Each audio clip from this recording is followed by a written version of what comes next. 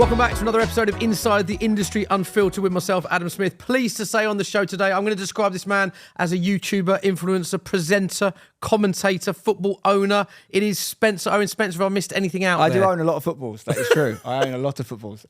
Philanthropist. Yeah. Guru. Not my words. The words of OK Magazine. The Barnet. Is that true?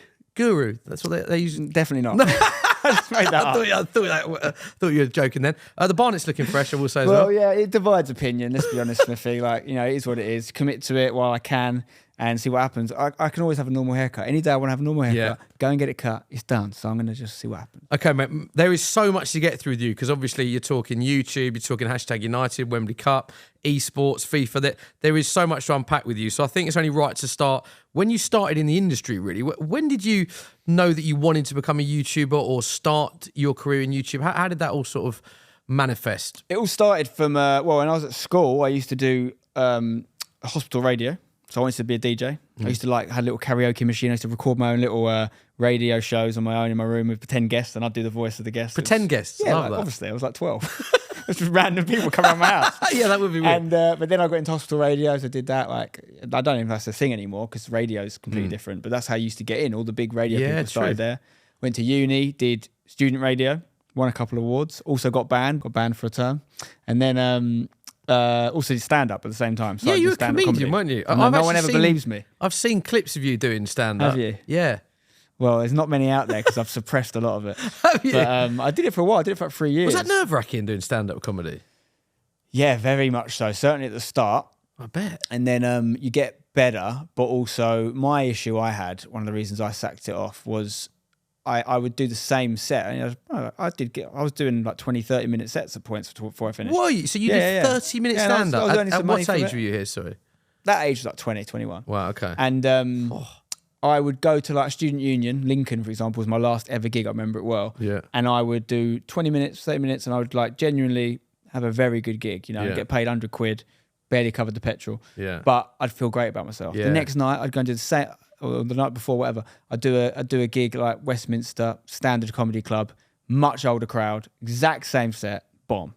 Really? And I'm not delivering it that differently. Like, you know, it's just, I realised I had a very specific style and I had a very demographic that was going to be good for me with students, basically. That was the people I could make laugh. Yeah, yeah. And I never really enjoyed that. And I never enjoyed the job. I enjoyed the actual being on stage, but I never enjoyed like carting yourself around all over the country. You got a buzz though, I imagine, when a gag lands. Oh, amazing. Yeah, amazing. Yeah, and that was what I really wanted to do. But and even stand-up I started because I wanted to be a radio DJ because I've seen people like Tom Deacon, who's a good friend of mine now. I worked with him many times. But at this point, he was just someone I've seen on YouTube who'd won something called the Chortle Stand-Up Comedian of the Year and got a job on Radio 1 as a result. So I was literally like, that's what I want to do. Wow. Win the stand-up competitions and then get a job on Radio 1. Didn't happen. Didn't happen. And so when did you stop? But I had some good run-ins though. I came second in the, I lost in the final of the Reading New Act of the Year Comedy Festival to Rob Beckett. Did you really? Yeah, to Rob Beckett. I know him very well now. A lot of the people that, because stand-up takes a long time. A lot of these guys, unless you're like a Jack Whitehall and you have a prolific rise, usually like a 10-year stint before you go from nothing to something, right? Yeah. So the guys that I started with, like Tom Rosenthal, I don't know if you know him, like he's in Plebs. Of course, really talented guy, Tom. Yeah, Rob Beckett, Joel Dommett, Ian Sterling, Joe Lysette, all these guys were doing it around the same time as me. They were just much better and they kept doing it. Wow. So, I mean, that's some, going as far as Rob Beckett, who's very funny. Yeah, he won, I didn't, so there's a difference, right? But look at you, but you both got on to have successful careers in other. So in terms of stopping comedy and going into YouTube, then was that a transition? Were you doing YouTube on the side? Literally completely linked moment. Right. So it's that gig I talked about. I made a video. I was doing comedy videos. I've been doing YouTube for a little bit, all comedy, no football. Yeah. Started that when I was at uni, and this is like a year after uni. I make a video, some silly little gag about people getting their GCSE results or something. I stick it online at like 10 a.m. Right. Yeah. Didn't care about SEO and bloody upload times and stuff back then. Is that the best upload 12 time? people making videos. Yeah. So I stick the video up. I get in my car, drive up to Lincoln, do the gig. Like I said, come back, good gig. Made probably about 20 quid net after petrol. Yeah. And I'd gigged to say 200 people in the crowd. Right. And when I came home, that video had 3,000 views, right? Which is nothing now, right? But then I was like, hang on, that video probably took me about 2 hours to make. Yeah, interesting. I wasn't monetizing it back then, but it wasn't really about money. 2,000 people have seen it. In the time that I went out to Lincoln I could have probably made 2 or 3 more videos and I only had 100 people see me. It's a diseconomy. It doesn't make sense. Yeah. And I wasn't in love with the job enough to just keep doing it anyway. So it didn't make rational sense for me. I just said I'll make videos instead. Wow. So that was literally like a light bulb moment. Yeah. From that moment onwards, did you know I want to become a YouTuber, or were you? Because at the stage, Wasn't a thing. No, I look at you as one of the sort of OG, the original YouTubers. Everyone wants to be a YouTuber now. There's a lot of like Chunks and Friddy, for instance, who are more recent, who came through after you, and credit to them, they've built an amazing platform, amazing success. But you were doing it a long time when I imagine you were into TV and other shows like that. Did you always want to get into TV, or was it YouTube, or YouTube to get into TV, or were they separate? Well, it wasn't football stuff back then. Like I say, videos were comedy stuff, and I probably wanted to be a DJ or whatever, maybe a presenter. And, you know, it's obviously relevant to you as well, because I'd say the route you took in is probably a route I would have done if it had presented itself to me. You know, Really? going through production companies and TV channels and working your way up and then proving yourself in that live environment is something I would have loved to have done at the time. You know, I was doing running, I was doing all that sort of thing. I was going on sets. You know, I ended up working at a football YouTube channel called Copper 90. Yeah. And I got that because I used to just cold email production companies, and it just happened to be that a lad I went to school with worked at a company called Big Balls that made Copper 90. And funny thing is, I was like messaging him. I was like, mate, sort me out. Like, just introduce me. Like, I'll do the rest. Like, I'll make a good impression. I work for free. And he never did it. So what I did is I then sent an email. I went on their website. I sent an email to every single other email address on that company. Did you? And I said, right, I know my friend Ross has told you about me because he promised me he would, knowing he hasn't. I said, so I'm sure he's told you I'm a great guy. Like, anyway, they get me in. And then a guy called Richard got me in. Yeah. And I had a chat with him, and he offered me. Well, he didn't actually offer me a job. I ended up going to their sister company, which is a computer game company, making a football computer game. That was my first football job. Wow. But it's interesting there, you said that you'd rather have gone through, because I went through a more traditional route, but still had to, I mean, I was doing work experience, overnight cricket logging, then running, then did a bit of editing, then became an assistant producer, associate producer, and eventually got my presenter's contract sort of 7 years ago. But it was a long grind, but a more traditional route through Sky. But you said you would have wanted that. That was all there was. What I did, I'm not saying I created the path because there were people before me, but what I did when I was doing it didn't exist. Right, It wasn't like, if I keep making these videos, I might make money from YouTube one day as a creator, or I might do this. No one had done it. Yeah. So like it was more just a punt. It was like I had to do it because no one else would give me an opportunity. I didn't have an option. But even like fairly late, not late in, but maybe like 3-4 years into the point where I was actually quitting jobs to be a YouTuber, I still was looking at YouTube as like a CV. And like, oh, if I got offered a job on TalkSport as a presenter or Sky or wherever, anywhere, like I would take it. I would be using YouTube to get that. Right, interesting. So you weren't looking at YouTube as a full-time career at that stage. You were I'd be using mad it if as I a did. CV to get into a Sky or somewhere else. Yeah. Yeah, because there was no proof of concept. You know? So I just made it up as I went along. That's interesting that you're saying that. At what stage did you realise? I think what's interesting with your route go on. is that I think a lot of youngsters now will look at it as too hard. I think when you came up and we worked, I know I didn't ultimately go down the same route as you, but I was all in on just being a runner and like, you know, just, you know, and I know there's all different rules about working for free and all this stuff, but I did it. And me too. And like, I just think now, because of things like YouTube, and people can become overnight successes, even though a very small percentage do, people don't want to put the work in. People don't want to go, what do you mean I've got to go on a 2-hour train journey and sit and do this quite boring job for a year? Do you know what I mean? I don't think that the generation of now I think they think it's easier than that, and they're entitled to. Do you think that's because, as you said, there you can have very quick success on YouTube now? It's a global audience. It's like you can do a video that bangs and have instant success. The other thing I think as well, there's a lot of people that are very talented, very young people off camera as well, like graphic design, camera ops. It's amazing. How the younger generation, how skilled they are in other aspects of production. Well, the thing that's changed there is how much stuff you can learn at home now. Yeah, like you can just become an unbelievable editor off YouTube tutorials. You know, I've got people working with me that have. You can learn anything, but so there is that. But if they're still putting the time in, you know, you can be sitting for 2 years on your own. You're still putting the time in. Yeah, you know, the difference for me, I think, is that I credit a lot of if I have done anything well, made any good decisions or whatnot, I credit the experience I got on those early jobs with why I was able to do that. So it was an essential part of it for me. It wasn't like I was going to become some guy who made one viral video and then made a career out of it. Even if I was lucky enough to do that, I wouldn't have any of the expertise to know how to take it from there. So we learned, you know, we spent a decent amount of our 20s probably at least working with other people and learning. and then getting the opportunity to. Mate, you're spot on with that actually, because I'm now full-time presenter at Sky, but prior to that, I was sitting in an edit suite. I was in the gallery shadowing director, because I wanted to be a director more so than a presenter prior to that, because I was fascinated by how you can control what everyone at home can see. So I spent half a year on Soccer in the gallery just watching, instead of being on the studio floor, for half a year I was just watching the director work. I was obviously in an edit suite, went on shoots, and that stood me in great. It gave me such a learning now that when I'm just in a studio hosting, I can experience and understand when the director cuts to certain shots, even down to lighting. I'm fascinated by all parts of it. And I think that's, I'm not saying, I think that's made me a better presenter for understanding 100%. The other aspects of it. Yeah, and if you're looking at any even commercial industry, like you do graduate schemes and stuff, they make you do all the jobs, so you understand everything. Yeah. So that's what you did. And I think, well, I'd like to ask you a question really, because you know, if someone asked me, like, what am I best at? You know, I do a lot of different things. And there's things that I like doing, but maybe not as good at as things that I think I'm good at. Like my natural, I say I don't believe in natural talent, but the thing that I've practiced, I guess, the most and got good at, I think, is not necessarily presenting, but it is like live content or talking or things like this, you know, just being very comfortable in this scenario. But one of the reasons I personally never pursued presenting, and when I say that, I don't mean I don't like doing it or don't do it when the opportunity comes up. I just never sort of labelled myself a presenter and said I'm not doing anything else. I'm putting all my eggs in that basket. I pursued other things. Is because of like what I perceived, perhaps from some early knockbacks, rejections or whatever, is like the vanity of the industry. You know, I always felt like you're in until you're not. One guy doesn't like you anymore and you're done. Or, you know, you got to look a certain way. I actually remember one really, I don't know if I've ever talked about this before, one really cringeworthy moment that probably put me off call myself a presenter ever again.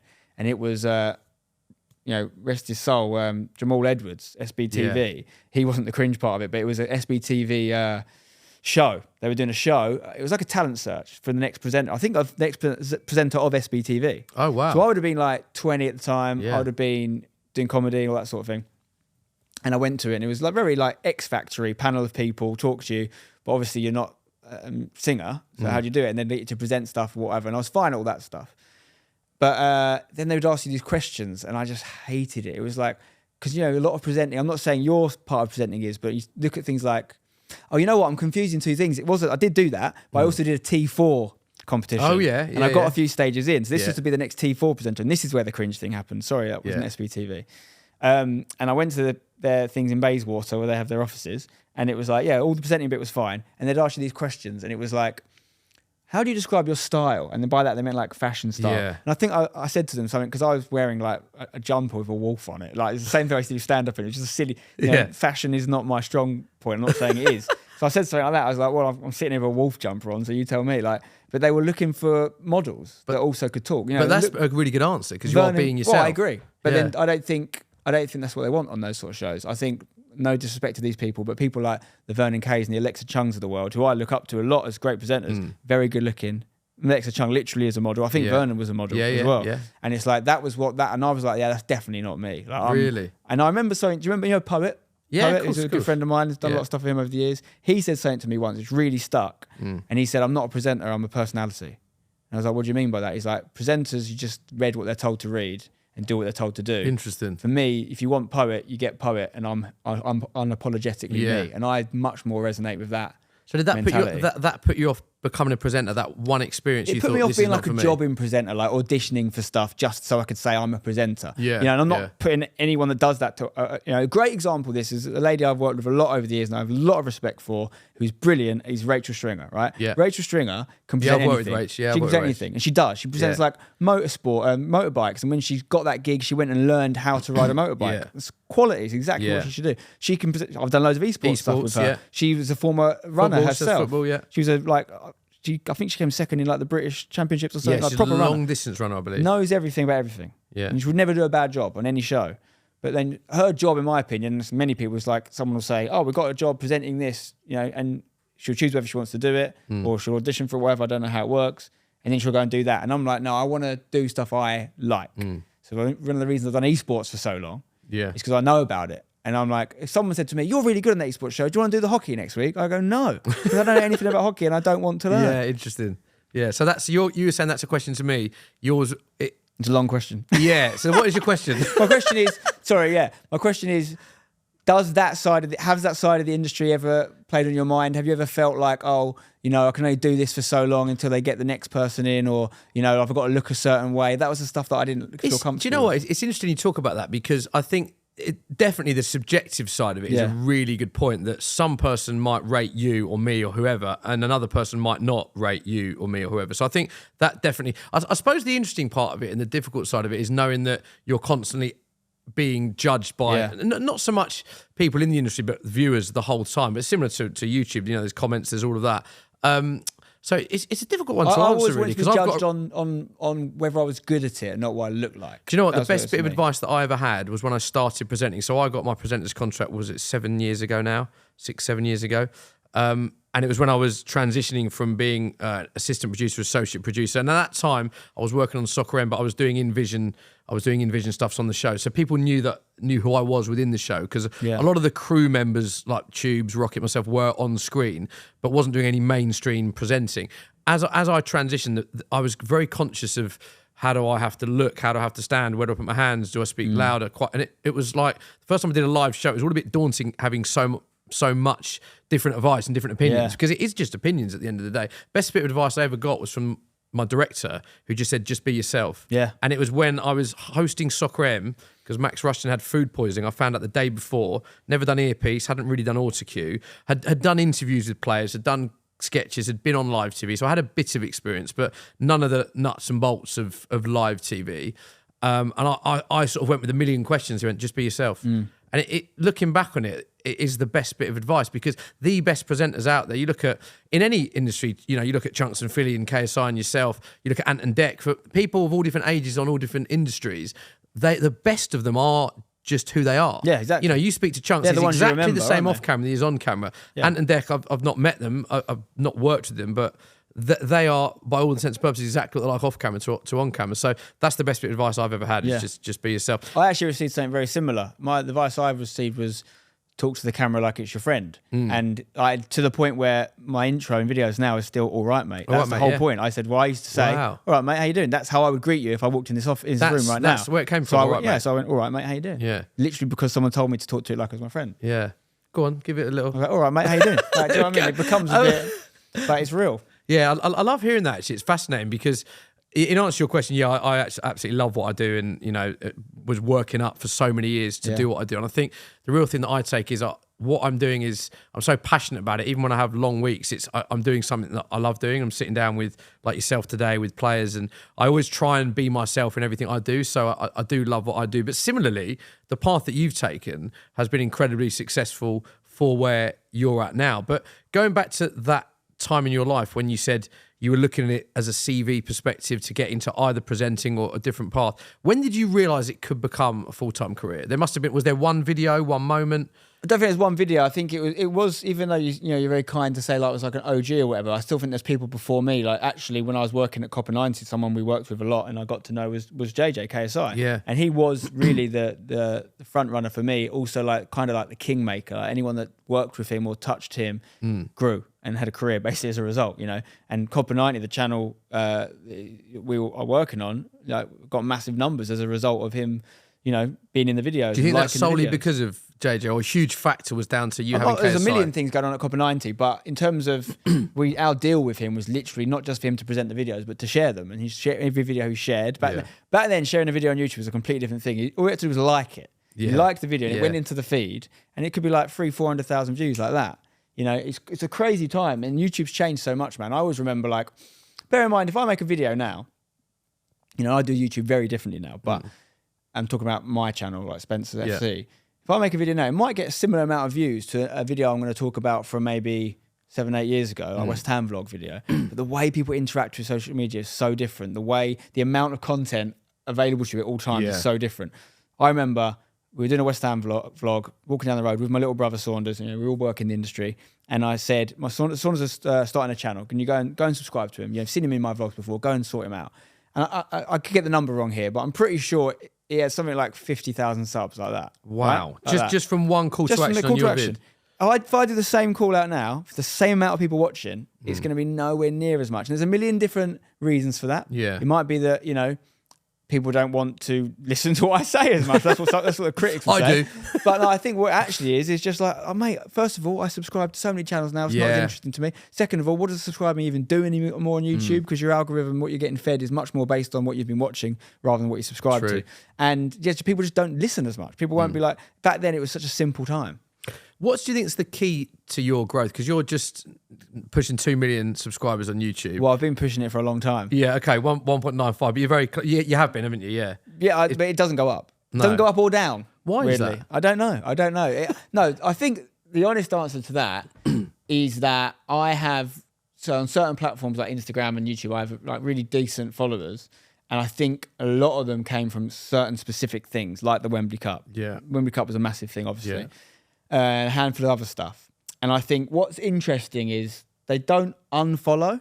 So like, I think what it is people, because I'm nowhere near as active. I used to make a video every single day, all this stuff. I want to get onto that, actually. I was very much pushing YouTube growth in a way that I don't anymore.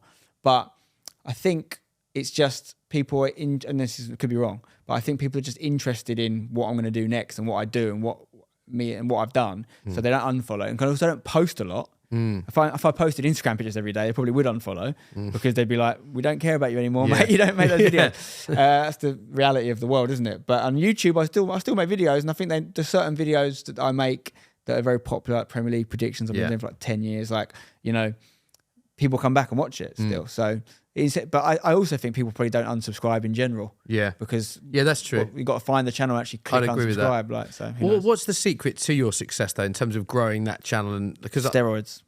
Yeah. Can't you tell?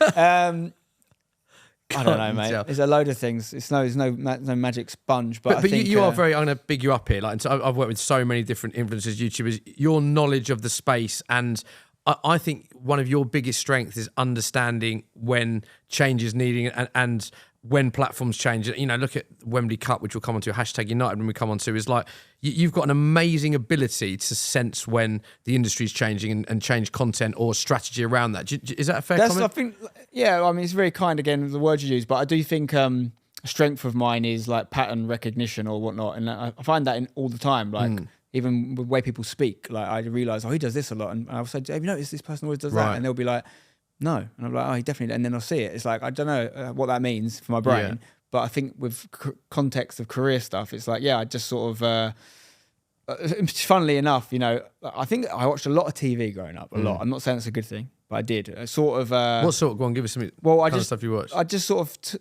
I've got great parents and I love them, but TV kind of raised me, to be honest. Like, come home from school, let myself in, watch TV, have my own dinner. Like, that was very much the thing. So I got a lot of context of ideas and shows. And if you actually break down the things that have been really successful for me, they're just rip-offs of TV shows.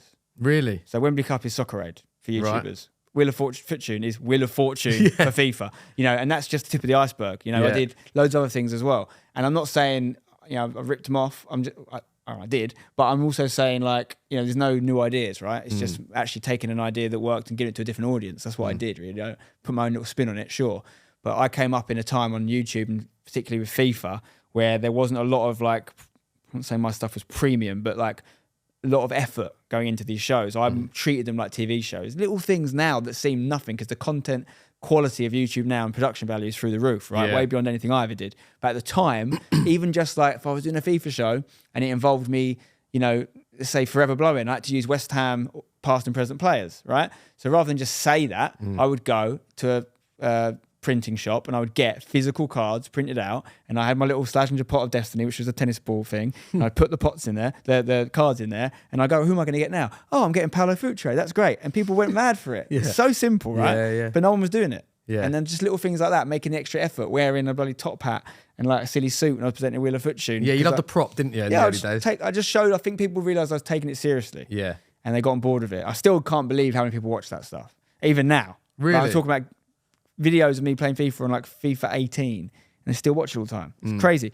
But that was it, really. And then, like, obviously Wembley Cup was massive and it was big production value. That was a lot of that was done by outside people, but I was the engineer of it all. Yeah. And again, like, you talk about the kingmakers, people like the Sidemen getting involved in that when they did, wouldn't have been the same without them. They were a massive part of it. Then getting, like, obviously the F2 boys, and you've got all the ex-pros that played in it as well. They all massively helped take me, who was the sort of centre of it, but not the biggest name involved by any means, higher. Yeah. Let's talk about Wembley Cup and hashtag United then at that moment, because again, two other things that you're involved in, all linked to YouTube.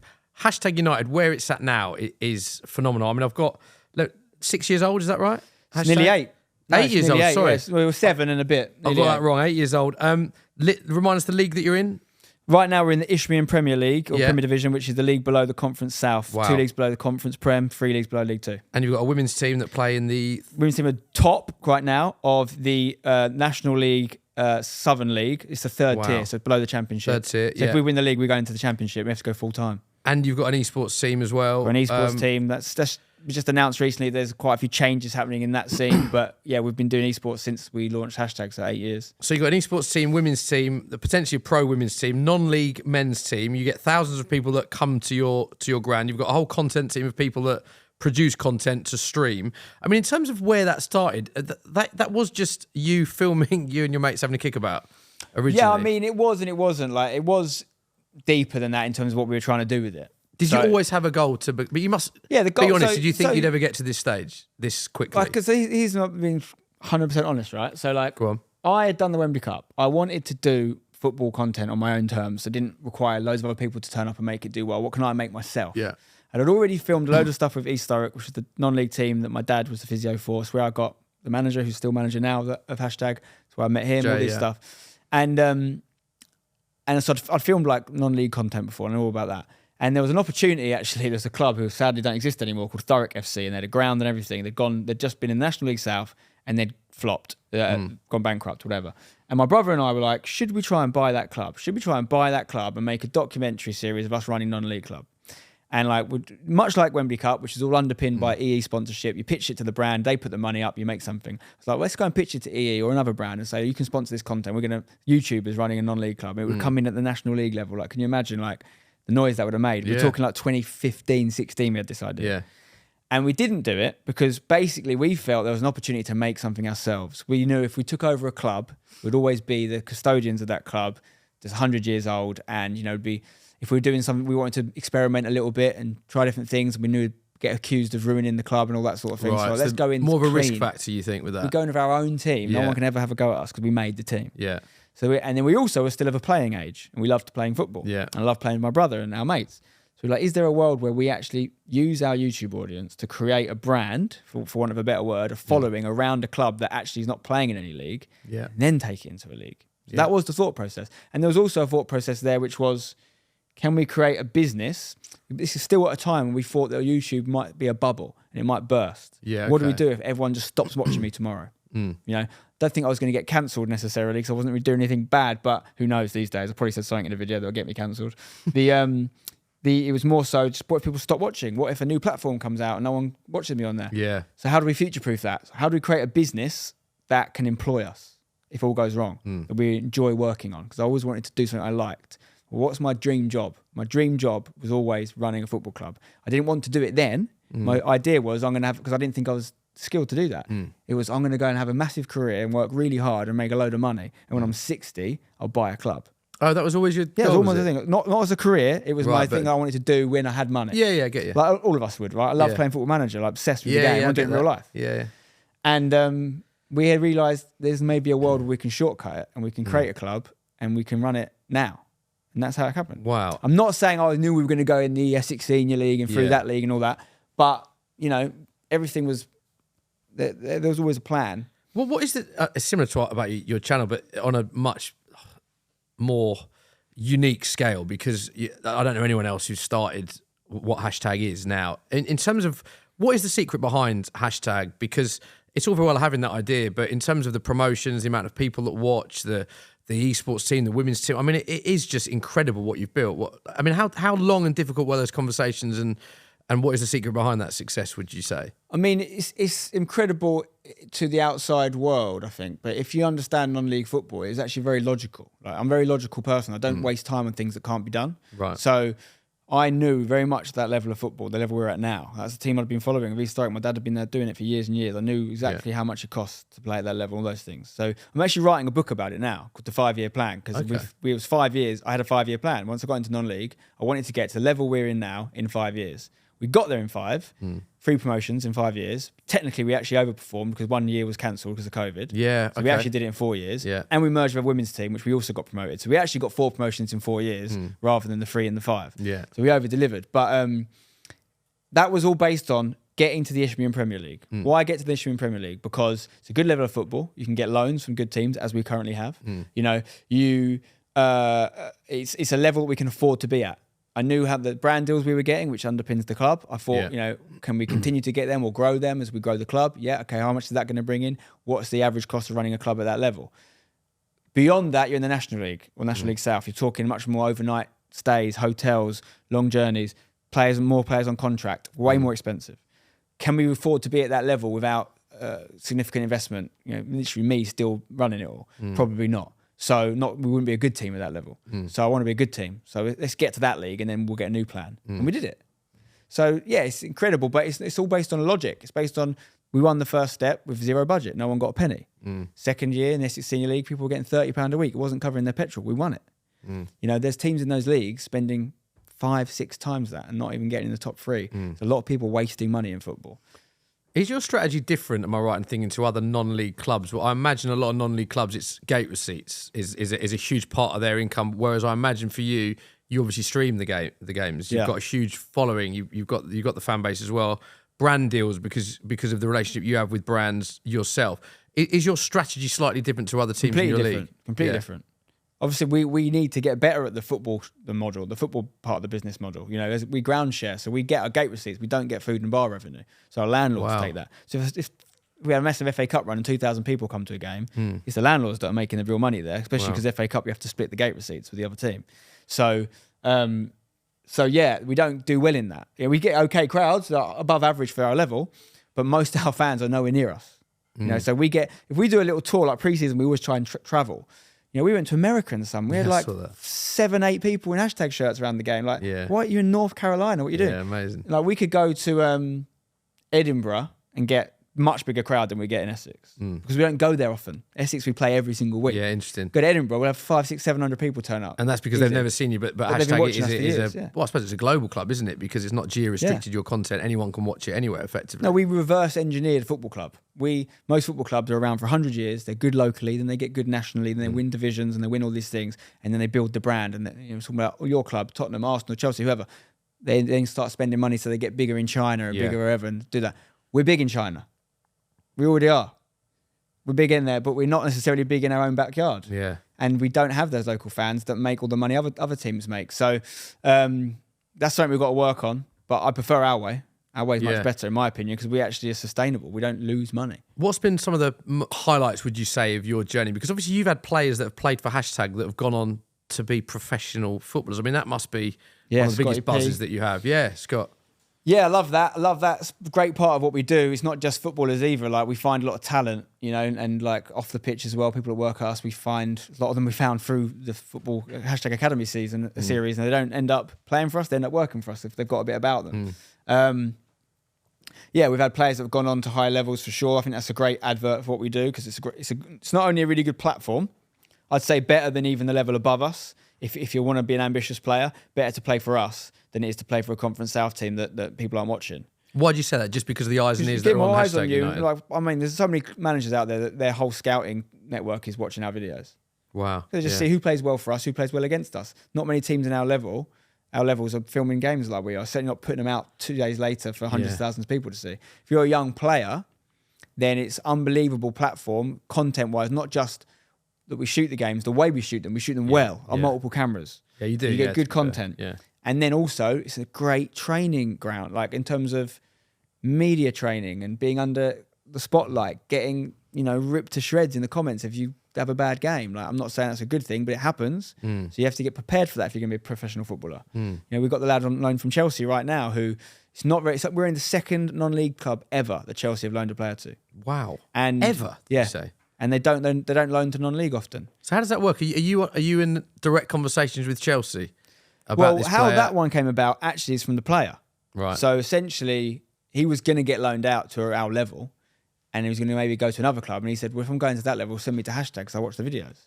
So we've got to a point now where he's 17. So that age group might have grown up watching us potentially. Yeah. I'm not saying everyone watches hashtag, but I think if you're of a certain age group and you love football and you're in the UK, there's a good chance you're aware of us. Yeah. And so he asked, and what actually happened with there, you know, a friend of ours, Timsy. Yeah. So Timsy's friend is his agent. Right. And his agent said, Timsy, can you put me in touch with Spencer?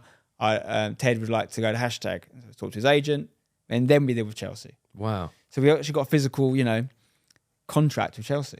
You've got them on a direct debit or literally we have him because it's a transfer window, not at our level, but it's a transfer window at their level. Yeah. So he's on a loan till the end of the season. They can take him back in January if they want. Like, is it everything you do in Football Manager we're doing with him? And we pay them. We pay, obviously we have to cover his money. So like I have a direct debit set up with Chelsea Football Club, which is mad.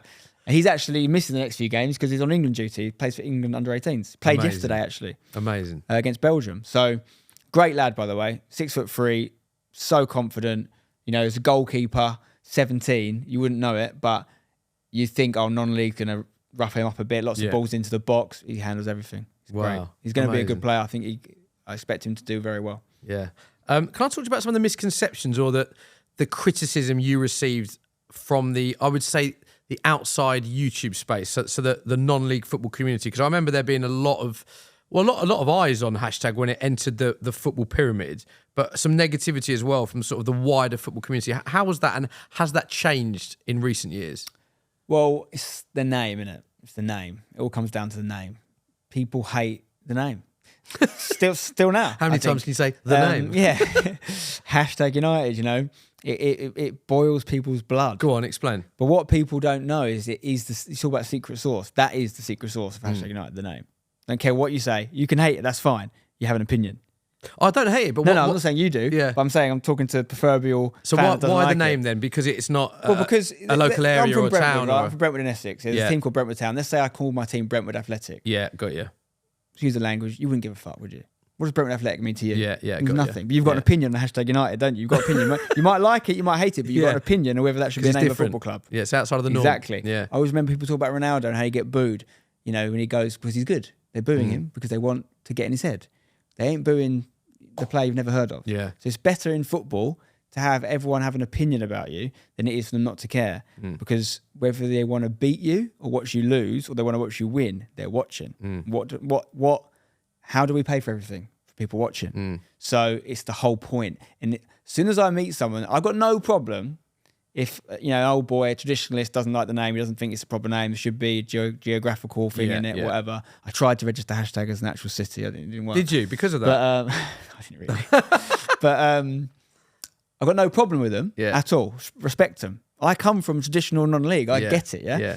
But look at what we're doing and tell me it wasn't a great idea. Yeah. Like, if I didn't call my team that, there's no way we're where we are. There's no way. So that's you're telling me that the BBC would have put us on the iPlayer in the FA Cup if we were called Brentwood Athletic. Yeah. We're only on there because of our name. Yeah.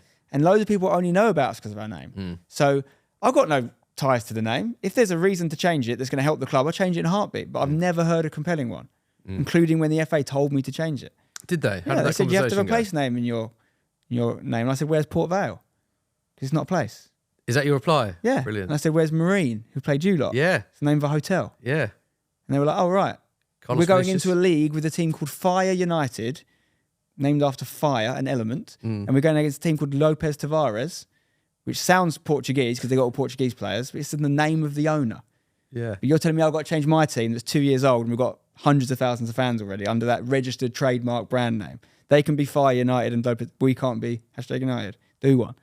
You kept the name. That's wow.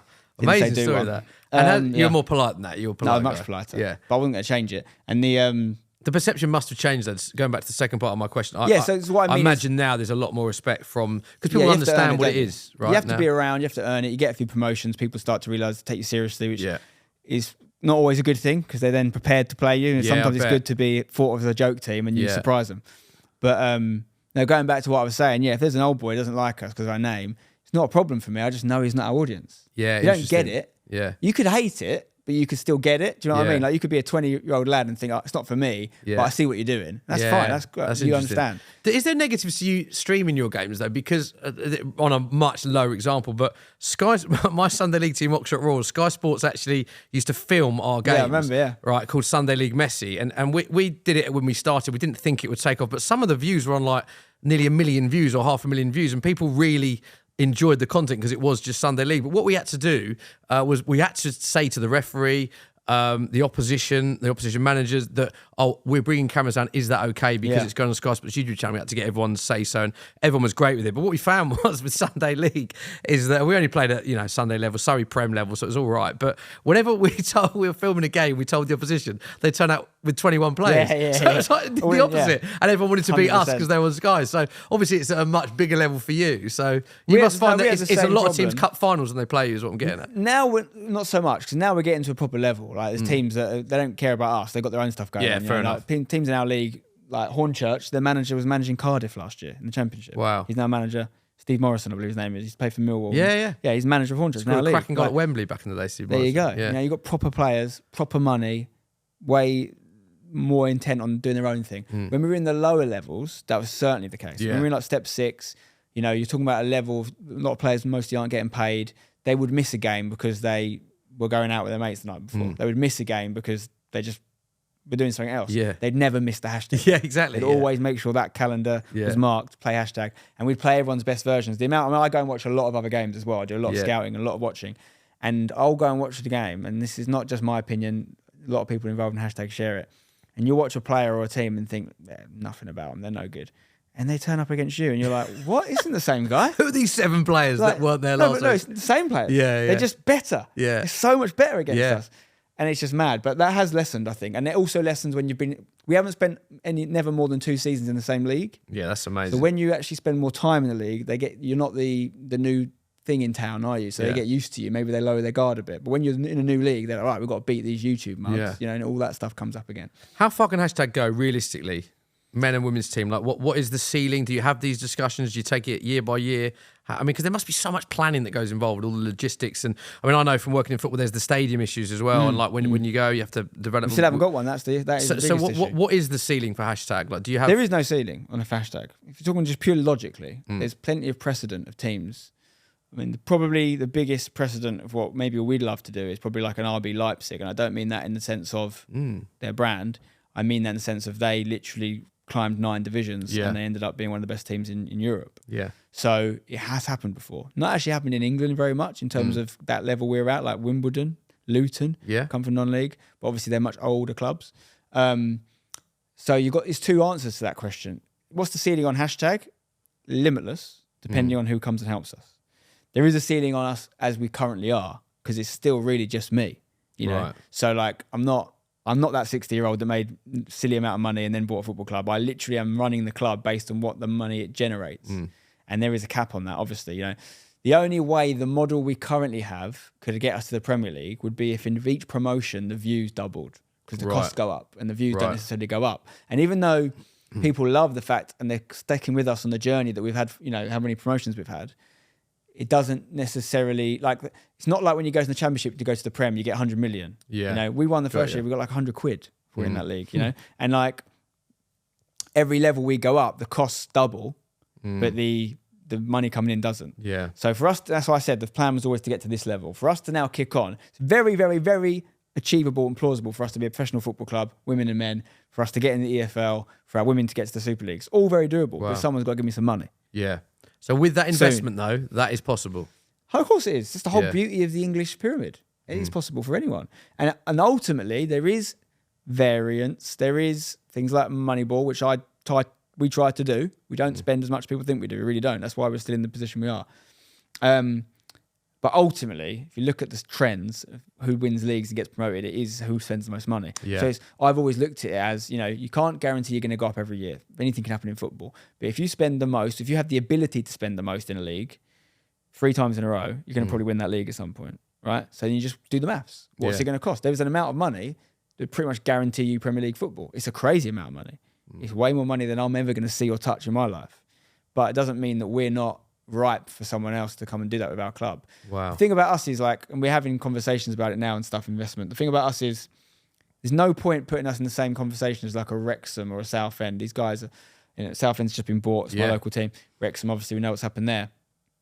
Unbelievable clubs, huge clubs, sleeping giants. Wrexham certainly were, Southend are, and hopefully going to go back to where they belong. They were a championship team when I was growing up. I saw them. I go to Dorking Wanderers quite a bit, actually. And I watched Dorking Wanderers play Southend in a Tuesday evening game this season. Yeah, mad. And Dorking won. But I was thinking, I remember doing a shoot for Sky when Southend were a championship club. Yeah, and they beat United a couple of times. And like that. Not too long ago. So it always fascinates me. Oldham are in that league as well. It fascinates me, some of the clubs that do that.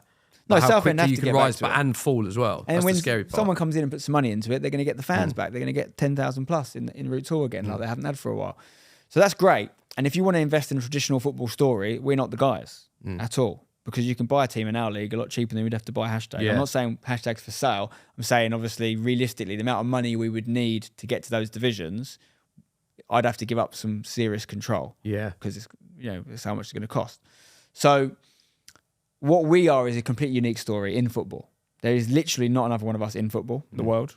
An internet-born team that didn't take someone else over. There's a lot of teams that are brands that have bought football teams. Yeah, I know what you mean. We're actually ourselves. Yeah. Dorking is probably the closest comparison to us. Yeah. In terms of the rise they've had. Obviously not now they're quite present in TikTok and bunch of amateurs. Great stuff, watch it all. But they obviously came up more traditional, like sort of Sunday League and all that. But yeah, for someone who wants to get into with us, it's more like, I want to be part of something completely unique that represents the internet, that represents social media, that represents a completely modern way of doing a football club that has reverse engineered the club, that has massive fans all over the world, but hasn't done the local bit, doesn't have a ground yet. But what's amazing about us is when the money comes, which I do think it will, we will go past a lot of teams very quickly. Wow. Because we've got stuff that they don't have covered, and we can attract players. Like my personal belief is, I'm biased hugely, but if you're another team in our league and we're paying the same money as them, why would you sign for them? And that's going to continue for a few more divisions yet, I think. We're getting close to a level where there's proper crowds. Yeah. If we were to get into the National League, we could play teams that have thousands of fans there, all against us. And like I say, we're hundreds of thousands strong online. But in person, we're not. Yeah. So that would be a challenge, and that actually would probably hurt us on the pitch, I think, as well, because the crowd does a lot when it goes to the ref and all these influences.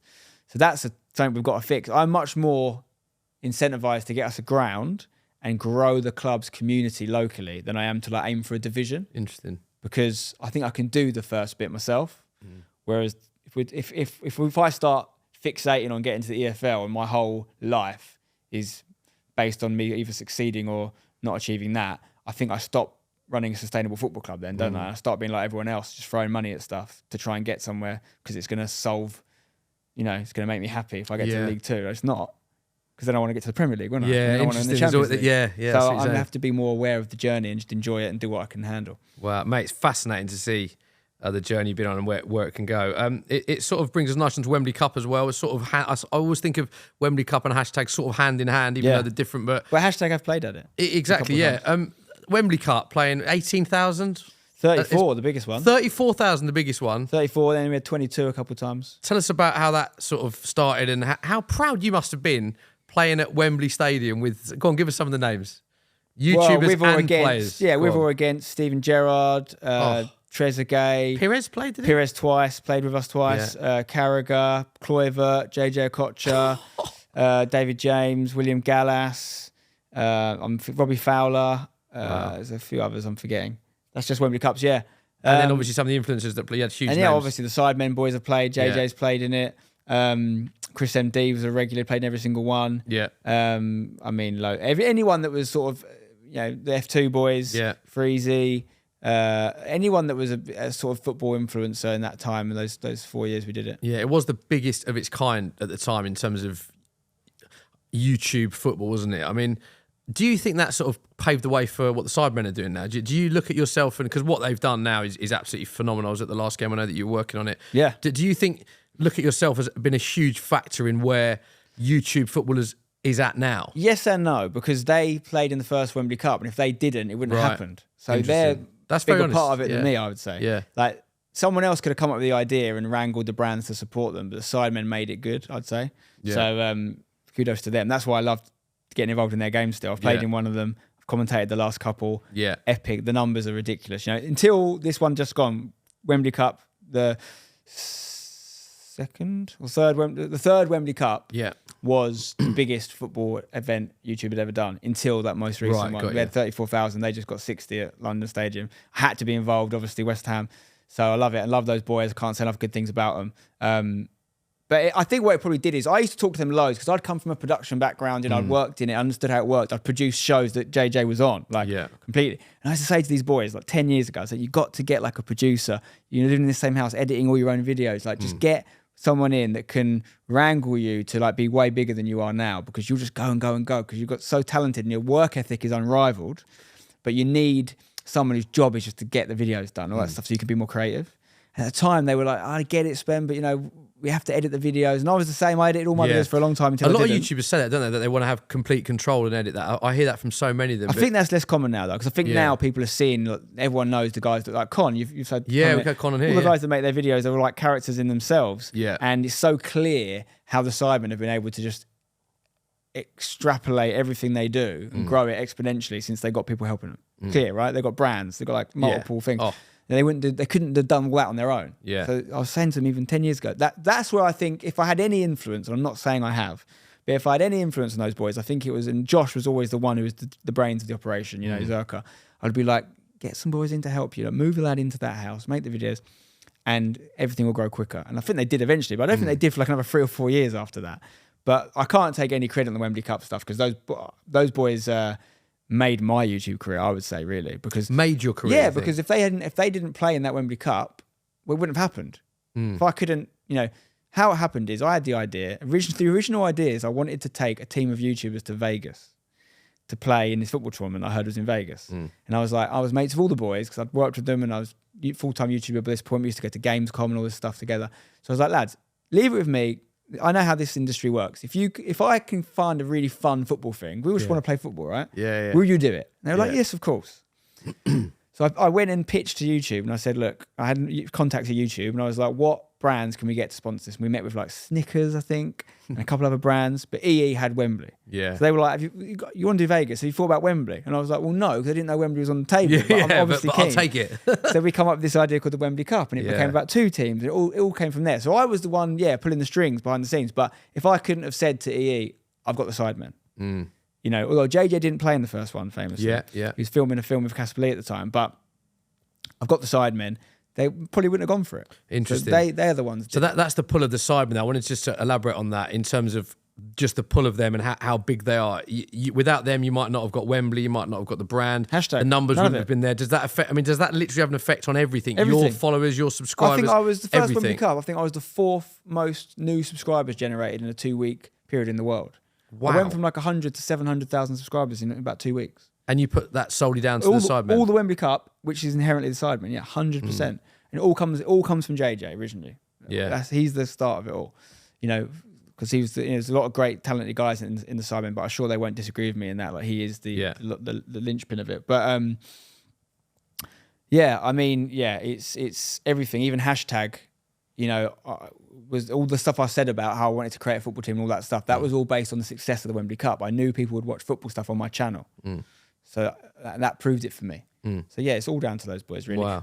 If I have any talent, is I'm very good at associating myself with more talented people than me.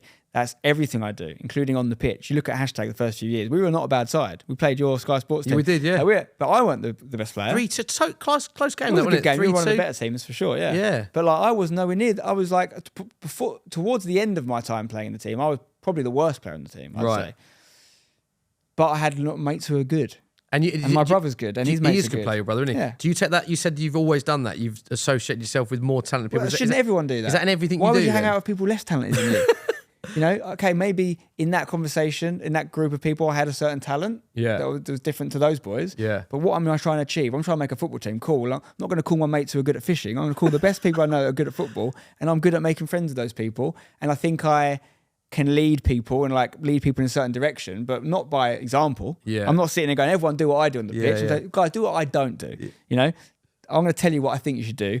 and you're going to go and do it because you're better at it than me. And it's exactly the same on YouTube, right? Like, look at the collaborations I've done over the years. Like, Go on, give us name of well, some. I'm just saying, like those boys, the Sidemen is the best example I can possibly say.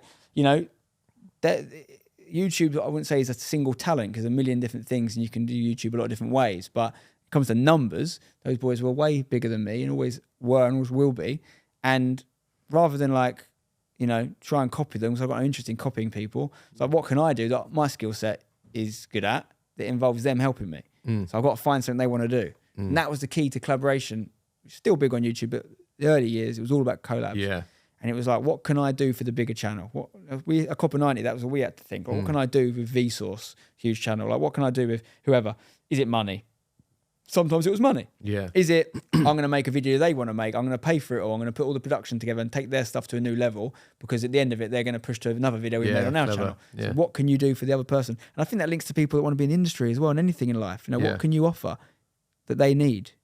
It's an important point, that, and it goes for not just in front of camera but behind the camera as well. What happens when you go fishing is what I want to know with your football mates. I've never been fishing. I've been fishing like once. You don't have your fishing mates for football. I want to know what happens when you go fishing. I've been fishing like once in my life. No, same here. A couple of quick fire questions, because you've interviewed, you've been on a pitch with some huge names. Best player you've shared a football pitch with? First question. In terms of their career, or how good they were when I played with them? How good they were when you played with them? I think Yaya Toure, you know. Oh, I've played with Yaya. Yeah, in a Spurs he was Legends unreal match. that day. Yeah. It was the day after the Champions League final, your one, Spurs Liverpool. Thanks for reminding me about playing that. on the Wanda Metropolitano pitch. Yes. I was marking Pirlo, and I kept him quiet because he didn't want to be there, unfortunately. Okay. So he had a great career, and I would have said him, but he was rubbish on the day. Okay, go on. So Yaya, best player you've played with. Best player, the second part of that, who's had the best career, biggest football name you've shared a pitch Well, with. it's probably Pirlo or Stevie G. And Stevie G was epic as well. He put a shift in, and he still had it. I think Pirlo still had it. I don't think he was bothered. But I'd probably say Stevie G. I can see that actually about Furlow. He just walked around. He might as well have had a glass of red wine in his hand. Yeah, I can see that. Playing PlayStation when he won the World Cup final and all that. Best YouTuber you've shared a pitch with? In terms of how good they are at football? Yeah. Oh, that's tough, you know. Well, to be honest, he doesn't get the credit he deserves. He's not the biggest. Well, he's pretty big nowadays, but Daniel Cutting in the first year Wembley Cup was unreal. Yeah. But I'm also going to say like Theo Baker, I love. Massive issue with injuries, unfortunately. But shame that. He played for Hashtag as well. I think he's had the best YouTube career. But Mini Minter has a unmatched knack. He's like a sort of Steph Curry. Like he just does something in the moment. Like jobs to keeper. He can just do it on the day. Yeah. Provide things. And Chris MD. There's loads of them. They're all great. Yeah. Best interview you've done. Best person that you've interviewed, would you say? Again, in terms of how they were in the interview. Yeah. God, there's a lot of questions on the quickfire questions. Sorry, I know. I'm literally the opposite of quickfire. Best interview that you've done in terms of how they were, yeah. In terms of how they were, I think Juan Mata. Yeah, he's lovely, isn't he? Yeah, Juan Mata. I've got a story about Juan Mata. I went to Man United Carrington for an interview. I think it was with Luke Shaw at the time. And the receptionist called me a taxi to go back to Manchester Piccadilly after the shoot. Juan Mata was in reception waiting for a taxi as well. Juan Mata's taxi arrived before mine. And the receptionist said, "Oh, this is yours, Juan." He said, "Oh, where have you got to go to?" I said, I'm just going to the station. And he goes, "Have you got a train to get?" I hadn't. I was on an open return. And he went, "Oh, no, you take mine if you're in a rush, because I'm not." So he let me get in his car before Always mine, providing assist. Because, great, really good, really good. Just because I had a train to catch. Lovely man. I just thought, what a lovely guy. Yeah, he is. And you had the same with him, yeah. He used to play for Real Oviedo, which is the Spanish team I'm involved with. Yeah. And we talked a lot about that, and I showed him. It was the first year they'd been back in FIFA for like a decade because they got back to the second tier. So I'd had early access to the game, and I'd put Juan Mata, Cazorla and Michu, who were all ex-Oviedo players, back in the Oviedo kit, and got a picture of it on the pitch. And I showed it to him on his phone. He was like, "You got to send me that." And I said, "No." He loved it, and we had a really good chat about it. Do you know what? It's you said Cazorla there as well, because he's probably one of the nicest players that I've ever. He's back met. at Oviedo as well. Yeah, he is. Yeah, lovely I find guy. Spanish players in general great. Yeah, I have to say. Azpilicueta, very good friend of mine. Yeah, tell us about Azpilicueta, of course, because he's an investor in Hashtag. Yeah, he's a part owner for sure. And he's a lovely, lovely, lovely man. And what can I say? He got involved in us very early on. We formed in 2016. I think he got involved early 2018. When he was at Chelsea, right? Yes, obviously, he just left Chelsea. Yeah. And funnily enough, it took him leaving Chelsea for us to get a player on loan from Chelsea. Really? He said, all these years, Cesar, you've been working with me. You never got me someone from Chelsea, the captain. Yeah. You've left. Now I've got someone from Chelsea. Biggest name that you've worked with or interviewed in terms of like celebrity status? Messi, I think. Wow. It was a FaceTime thing, and it was if people remember in the time of my life when I played a certain masked character. Yes, yeah. So I was technically not me, but it was a Wow. Google Hangout. Actually, it wasn't a FaceTime. It was a Google Hangout with Messi. Wow. Yeah. Nervous for that? No, because I was in character and it was very really good. quite fun. You know, to I've do. been in He a probably room. thought I was a nutcase. I've been in a room twice with Messi and never asked for a photo. And Really? I don't tend to do that because I always think it's a bit unprofessional. But Yeah, it was if like you're after working. those years, I was like, he's really good. He's really good. He's got better. He's got better. I was like, maybe should have got a photo or something signed. I mean, I'll tell you a really short, funny story. Dan Brown, who's like a hashtag legend, is our most top goal scorer still. We were in America on our hashtag tour, and he had this notebook, and it was all words in Spanish. Yeah. So writing Spanish words to himself, like little conversations with himself. I was like, what are you doing? He's like, I'm learning Spanish. Like, why? He's like, just in case I meet Messi. Really? Obsessed with Messi. His kid's called Leo. He's got a son called Leo. After Messi? Yeah, and he made me a deal that day. I can't remember how it came out, but he'd scored about 50 goals for the club. He ended up scoring 60. But I said to him, he said to me, Spen, if you ever meet Messi, which I haven't in life, if you ever meet Messi, you have to promise me that you'll bring me with you. I'm desperate to meet him. I've learned Spanish, literally fluent in Spanish, just to be able to speak with Messi. And I said, I'll only do that if you don't leave the club until you score 100 goals. And he left at 60, so I've not delivered. Really? Wow. Also, I can't deliver. It's a great story.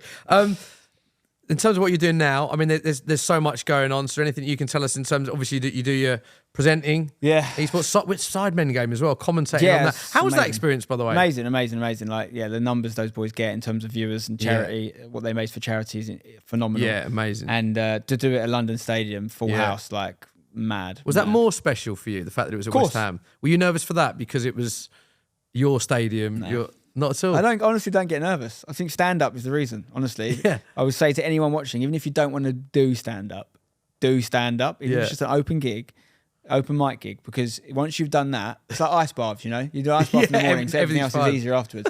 You stand up, no, you don't get nervous. I haven't honestly say I've never been nervous for any presenting I've ever done, anything, because I think stand-up's harder. Wow. And working with Stephen Tries on that, obviously. Easy, innit? Brilliant. How talented is he, by the way, in terms of all the YouTubers you've worked with? Because, you know, I know him as well, but he's just incredibly creative guy, isn't he? He is, and some of the lines he comes out with, he's prepared some, but a lot of them are off the cuff. Really? And I really like working with him because obviously it kind of pulls me back into my stand-up days a little bit. Like, I'm very much the straight man in that partnership, but I feel like I'm equipped to set him up. So I say to him sometimes, tell me any jokes you got, and I'll think of the line that's going to feed into the lead-in. Because he's brilliant at what he does, and he's very sharp. And I know he used to do a bit of stand-up as well, and I'd like to see him do some more. I'd definitely go and see him. Yeah, I like this. You're like the Stephen Merchant to his David Brent. Yeah. Ricky Gervais, I should say. Yeah. Go on, so what's happening now then? Tell us about... You had the summer tour as well. Yeah, with so... Hashtag United. Yeah, we played an event called TST last year, $1 million prize. We didn't win it, unfortunately. We lost to Cesc Fabregas's Como. He was player manager. Yeah. But we're going back again next year. We're going to try and win it next year. Yeah. So that's great. Obviously, the teams always... People ask me why I don't make as many videos anymore. But I'm like, no, I very much do. On the hashtag channel, we upload many videos over there. Both men and women's team playing at the highest level they've ever played at. Both... You know, it's not impossible we could have a double promotion again, which would be mad, and it would be further than I've planned for. Yeah. But we'd love to see it. And then again, on the 5-year plan, I am actually writing a book right now. So I do want to get that out at some point. But it's all about the first 5 years of non-league, all the little stories that I haven't told, like crazy things you wouldn't believe in there that I've learned about football and some of the nefarious side of football as well as the good side. So that's going to come out at some point. And then, other than that, just being a dad and enjoying life. Yeah, how are you finding that? Because we've got... kids at very close same ages. Great. I mean, it's great, isn't it? Especially the age they're at now. Amazing age. They isn't really he's been getting lively. Yeah, same, mate. And how do you find balancing? Because obviously, when I ask you, there's so much to talk to you about with your own channel. You just said there you don't upload as much as you do. Hashtag United. You say you're involved in the scouting, the women's game, esports. You're still doing presenting for esports as well, and being a dad. We've done that together as well. We have, yeah. Fun memories for you. We go way back, of course. Me and you hosting events easy together. working with Smithy, easy. Oh, it's like very Stephen kind. Tries. How do you balance it all? Well, the reality is you can't. So you have to let some things go, don't you? Yeah. Again, why am I not making as many videos on my YouTube channel? I can't. I physically can't. Sometimes I have ideas and I'm like, this would be a really good video. I'd really love to make that video. Obviously got a lot to say for myself. Yeah. But I'm like, what's the point? Because I'm going to make that video, then I'm not going to make another one for a month because I haven't got time and it's almost not worth investing it in that. Yeah, I know what you mean. So I invest my time in hashtag, maybe too much. You know, I go to a lot of games. Do you? Yeah. We could easily have a Friday, Saturday, Sunday, Monday game. Easily. We often do. Reserves on a Friday. And do you never think I could be making 2 videos on my own YouTube channel to build that profile and then doing the hashtag game without doing 4 games in 4 days? But it would mean not going to the games, and I love going to the games. Right, That's literally the reason I do it. Yeah. I love going to the games. Yeah. Watching my team play is a special thing. So that's, I mean, like, it's funny because the FIFA World Cup we presented together, the World Cup, was the first ever non-league game #played, and I missed it. Wow. And I hate missing them. So obviously, you missed that first ever non-league game because we were hosting. Yeah, and it's also pretty cool to present the FIFA World Cup, and I've done it 8 years in a row, so I'm always going to do that if they offer it to me. Yeah. But yeah, I have missed a handful of games over the years, and it's always the place I want to be. So if that changes, you know, I don't think I should run the club anymore if that changes. I say this to all my staff. I say, because it's an unsociable hours job, right? It's weekends, okay? Not everyone goes to every game like me, but there's some staff that would do like Saturdays and the Sundays, the men's and the women's. Yeah. But I say, like, guys, the minute you're going to a game and you think, I don't want to be here, you should leave. Yeah. You should go and get another job. Yeah. Because it will suck social life away from you. I mean, it's all fun and games, we're all talking positive, but I've had friendships just fade away. Have you? Because I don't see them. And they probably think I don't make the effort. I'd love to see them, but I have to choose one, and I choose the club because it's a family club as well. So I might not be seeing my friends, but my mum's there, my dad's there, my brother's there. You know, I take my son there. Yeah. So it's like, it's still social, and that's what's good about it. But yeah, there is always a consequence of every decision, isn't there? Yeah. Not all good. Really good point, that. And to show how invested you are in the club, you were a guest on Saturday Social, the show that I host for Sky. And in the ad break of our live show, you were getting a call about a player's registration for that day's game. Yeah, it's a tricky one, that, because so you're allowed to, it's obviously no transfer window, so you're allowed to register a player up to 11 a.m. on the day of a game, kicking off at 3 p.m. So we had a new goalkeeper joining us. He's actually a massive TikTok star, a guy called Alexis Andre Jr. And because of his name, his two first names, Mark with two first names, I hate that. Spencer Owen. Same as you. The people get it often the wrong way around. I've often called him Andre instead of Alexis. So we'd put, or the manager I think would put Andre Alexis on the registration form. Yeah. Put it in on the Friday night. Yeah. But 5 minutes before the deadline at 10:55, the league rejected it.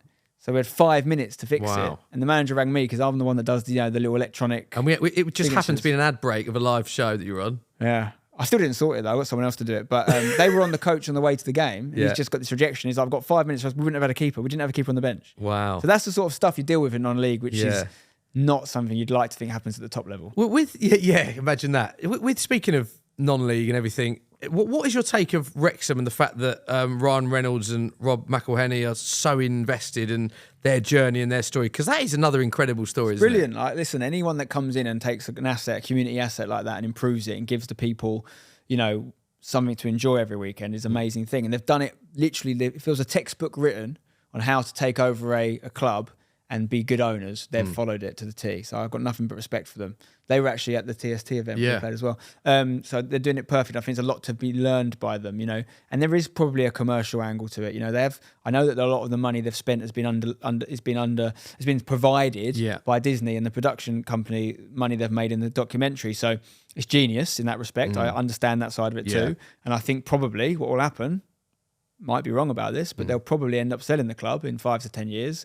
When they're in the championship, and they'll probably make 100 times their money. It won't even be 100 times their money because they never put any money in because it's all been Disney money, is what I understand. So it's genius. I don't resent that because if they leave the club better off, everyone's a winner. And I think there's a lot of examples of people not doing it like that and coming in and being a bit disrespectful to the history and tradition of a club. Like Rob McElhenney's learning Welsh and stuff. I'm a big Sonny fan. It's always sunny in Philadelphia. I went to see him live in Dublin. So I've always liked him, and obviously Ryan Reynolds is huge too. So. Nothing good things to say, but we're not a Wrexham. The other thing I would say is, I watch all the documentaries. I watched the Wrexham one, I watched the Sunderland one, Great. I watched the Burnley one, obviously because I used to work for Vincent Company, so I'm very interested in him, and all that stuff. I watched them all, and I like them all, but I don't understand why no one's made one about us, because we're the only unique story in football. Like, these shows are great. I'm not mugging them off, right? But they're all the same. I'm going to list a note at Wrexham, Salford. There's one with Dorking Wanderers Ladies with Callum Best. He took over them. All these ones. They're all a club gets a celebrity. A famous club gets a celebrity and some money and goes up. And it's cool. It's great to watch, but it's the same story over and over again. If you actually think about it like a movie script. Decompartmentalise it, yeah. It's the same story. We are literally a club made by a guy who made videos in his bedroom. Like, how mad is that? I was the guy trying to get in as a runner and the jobs you had. Failing, so I had to make it myself. And from that, yes, with a lot of help along the way, I've literally got basically a professional football team. Like we're right on the cusp of it, right? So like, how is that not a story? It's not me complaining. We're very set. We're happy. I just, from a purely like perspective of a viewer that wants to watch cool football stories. Is that not going to happen then? Can you not make that happen? It should happen.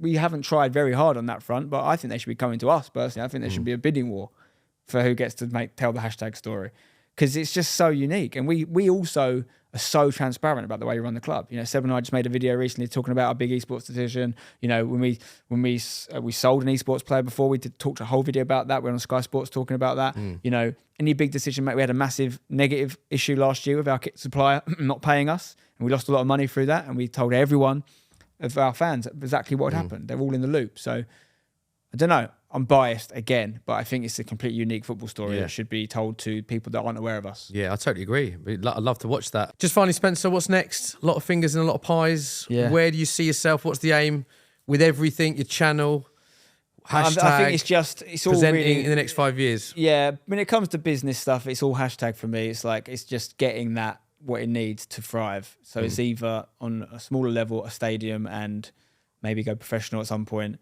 or it's the big picture. Can we get to professional at high levels of football, even the top levels of football? Wow. So that's finding people to help us do that, because we do need help to do that. And then, like all the other stuff, the presenting stuff is great. If it's a job I can do and I enjoy it, I'll do it.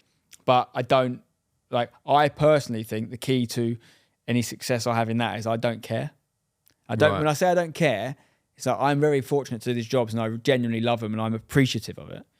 But I don't take none of my value as a man is based on whether I get that job or not. Right. So if they never call me again, it's fine, because I've got something else going on. That's exactly what I talked about when I said to you about how do you feel about the subjective nature of the industry and people choosing. I took myself out of it and said, no one's going to decide whether I'm successful. I'm going to decide whether I'm successful based on my work ethic. And that comes from my dad, who's a self-employed businessman. Like, he instilled that in me. So I don't rely on anyone else. I'm going to do it myself. And if you want to work with me, cool, let's talk. But I don't need you.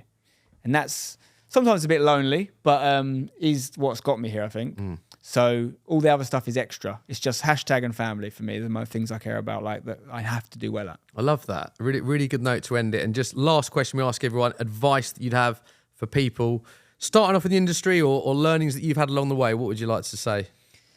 Well, I think I get asked a lot, like people are like, how do you do it on YouTube? And I say, like, I don't know, like now. Yeah. Don't listen to me of how to get a YouTuber now. I know how to do it 15 years ago when all my mates were telling me not to do it. Yeah. Now, everyone's telling you to do it and everyone's doing it. And it's very competitive. So what I would do is strip it back. And rather than say, this is how you become a YouTuber, I'll say, what do you want to do with your life? Because I always knew I wanted to enjoy my job. That was my thing. So I left a lot of good jobs because I knew that wasn't what I wanted to do. So I would say, follow what you want to do, and then just get good at it. Like, get good at it. If you're a 12-year-old or a 20-year-old or whatever watching this, that's the reason I say 12-year-old, because it makes me think about me when I started. Like, remember, you'll be the same, right? I'm sure you'll be honest about this. Like, there was a time where you were nowhere near the presenter you are now. 100%. Right? So, yeah. It's like me. People think I just came out the womb going, all right, mate, how you doing? Like, All no. right, mate, yeah. All right, mum, how you doing? No, I was rubbish for a long time. When I used to do hospital radio, I was terrible. Yeah. To the point where if it wasn't voluntary, they'd have got rid of me. I agree. Like, the first stuff I did, I look back on that and go, oh, wow, look how stiff do I look. And that was all pre-stand-up, so I was nervous. And literally I had one job. Hey, guys, the next song is Tina Turner, Simply the Best. And I'd be missing my words. I'd be sweating. Yeah. But I learned when no one was listening, and no one was watching. So if you're a kid now or a parent now, don't stick your kid on YouTube. Don't put it out in the open. Let them get good behind closed doors, like any sportsman does. You know, let them have that period of time. So if you want to be a YouTuber, no one wants to be a YouTuber. If you say you want to be a YouTuber, it means you want to be famous and you want to have money. It's not really a thing. You might want to be a filmmaker. You might want to be a presenter. You might want to be whatever. So you want to be a filmmaker. Don't make loads of videos and put them on YouTube. Get a little camera and make stuff that no one sees. That's rubbish. And then make something better and make something better. And that's like a 5-10 year process, 10,000 hours, all that stuff. So it's more of parent advice, I'd say, probably more than for kids, because they probably won't understand it. But basically, just take your time. You haven't got to be overnight success. Get good at something. So when you get the opportunities, the reason I'm not nervous now, and people could call me arrogant or whatever. I'm not arrogant at all. I'm confident. It's a complete difference. Yeah. Arrogant people think they're good at stuff they're not good at. Yeah. I know there's loads of stuff I'm terrible at. That's why I wouldn't take a job presenting something I don't know anything about. I'd be terrible. But put me on the FIFA show, because I know everything that happened in FIFA in the last 10 years, more than anyone else. Because I literally run a team. I can relate to that. Working with you do have an encyclopedic knowledge. So I just back myself on that, but it's only because I've done the work. Yeah. So I'm not going, I'll be a great presenter and just faking it till you make it. I know I'm good at it. So yeah, that just get good. Don't worry about getting famous. Get good. Mate, great advice. Always a pleasure. We've obviously crossed paths many times. It's fascinating to get that level of detail. I think it's brilliant advice. Your Barnett's looking fresh. And I'm looking forward to the next 5 years of #United. Next 5 years of the mullet. And also, you didn't mention West Ham at Well, all. we're not bad, are we? With Spurs. We've had it quite amicable today. The thing is, I can't because you're actually better. I know. One of the few teams that's better than us right now. We'll end it there, mate. Yeah. Top man. Thanks for your time. Thank you.